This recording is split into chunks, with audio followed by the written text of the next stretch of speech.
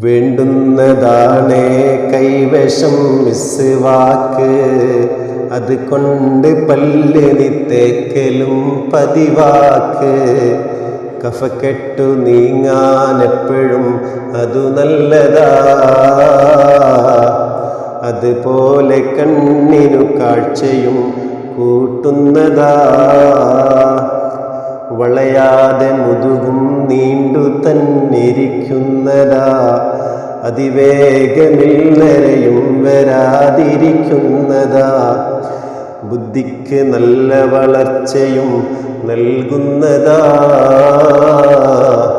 ഇതു ഭക്ഷണം ദഹിപ്പിക്കുവാനുതകുന്നതാ. പല്ലിൻ്റെ വേദന നീങ്ങുവാനും നല്ലതാ, സംസാരമെല്ലാം വ്യക്തമായി തിരിയുന്നതാ. അതുമാത്രമല്ലിതു കുഷ്ഠരോഗം കാക്കുമേ, കുടലെപ്പോഴും ഇതുകൊണ്ട് ശുദ്ധി ലഭിക്കുമേ. മിസ്വാക്ക് ചെയ്ത് നമസ്കരിക്കൽ വേണ്ടതാ, 27 ഫലം അതിനുള്ളതാ. അംലാക്ക് കണ്ടാൽ ഹസ്തദാനം ചെയ്യുമേ, മുഖവും പ്രസന്നതയാൽ ശരിക്കു തിളങ്ങുമേ.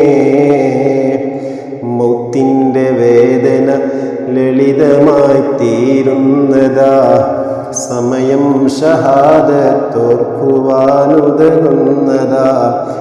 ഖബറിൽ വിശാലതയും ലഭിക്കാൻ നല്ലതാ, സന്തോഷമായി മരിക്കുന്നതിനുതകുന്നതാ. ഇതിനുള്ള ശ്രേഷ്ഠത എണ്ണിയാൽ പെരുത്തുണ്ട്, അത് 70 പുറമുള്ളതായി കണക്കുണ്ട്. മൗത്തെന്ന രോഗമൊഴിച്ച് സകലതിനും ഇത് പറ്റുന്നതാണെന്ന ഹദീസിൽ വന്നത്. ഉറങ്ങാൻ തുനിഞ്ഞാൽ ചെയ്യണേ മിസ്വാക്ക്, ഉറങ്ങിക്കഴിഞ്ഞെഴുന്നേറ്റ് വീണ്ടും തേക്ക്.